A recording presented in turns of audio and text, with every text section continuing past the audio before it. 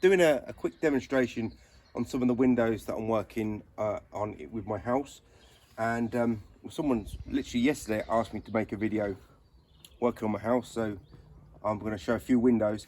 Right, so what we got here is sealless windows, so there's no rubber seal here, it's concealed. And the biggest problem with these windows is not really using the squeegee against the frames, but it's having the lump of soap that is raised up. Because these normally have a thick frame here, the suds sort of sit there.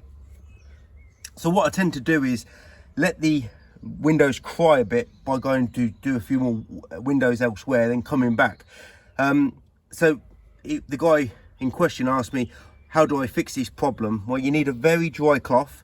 A wet cloth won't do. And when the suds have sort of settled a bit, just rub your cloth over and it should fix that problem. If this was wet, what happens is the solution, I'll show you what, I've got a wet cloth here. I'll show you what happens when it's pretty wet. Let's go over on these windows over here and show the problem with the raised.